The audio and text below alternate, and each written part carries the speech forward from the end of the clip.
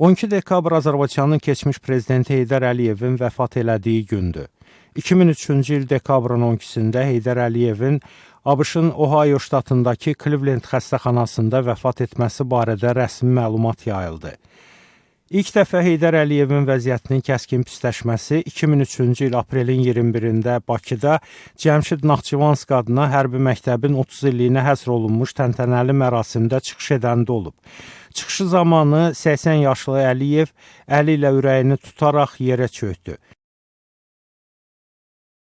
Cangüdənlər onu səhnədən apardıqdan 10 dəqiqə sonra Heydər Əliyev yenidən səhnəyə qayıtdı.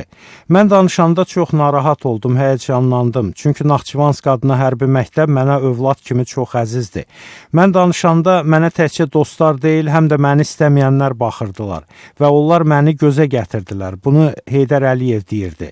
Səhnəyə qayıdaraq çıxışını davam etdirən Heydər Əliyev ancaq ikinci dəfə huşunu itirərək yenə yıxıldı.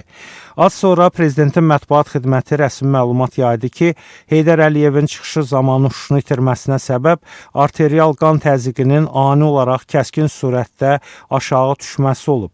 Sonralar məlum oldu ki, Heydər Əliyev yıxılarkən 6 qabırğası sınıb. Heydər Əliyevin vəfatının səbəbləri arasında damarlardakı şişlər və yırtıqlar nəticəsində ürəkdə əmələ gəlmiş problemlər göstərilirdi.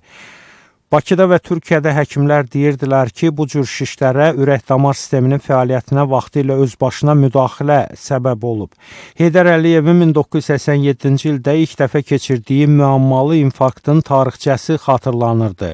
Azərtacın məlumatında belə deyilirdi.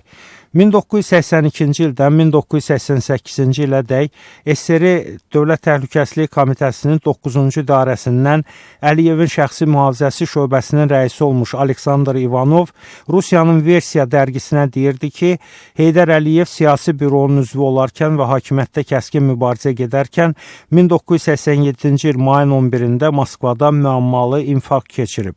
Mühafizəçi deyir ki, infarktdan bir gün qabaq Mikhail Gorbaçov Heydər Əliyevə siyasi bürodan könüllü ərizə verib çıxmaq göstərişi vermişdi. Bir gün sonra isə infarkt oldu. 6 nəfərlik həkim briqadası gəldi, onun birbaşa ürəyinə iynə vurdular.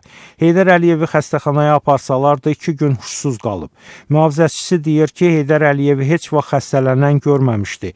İvanovun sözlərinə görə sonralar Əliyev ona deyib ki, ürək tutması və ardınca iynədən sonra nə isə qəribə bir şey baş verdi. 2003-cü ildə yıxılandan sonra rəsmi məlumatlara görə Heydər Əliyev əvvəlcə Türkiyənin Gülhanə Hərbi Tibb Akademiyasında, daha sonra isə Amerika Birləşmiş Ştatlarının Cleveland klinikasında müalicə olunur. 2003-cü il avqustun 4-də hələ müalicə alan Heydər Əliyevin sərəncamı əsasında Milli Məclis onun oğlu İlham Əliyevin baş nazir təyin olunmasını təsdiq elədi. Müxalifət bunu hakimiyyətin varis planı əsasında atadan oğula ötürülməsi adlandırdı. Əslində bu prosesin əsası hələ 2002-ci ildə keçirilən referendumla qoyulmuşdu.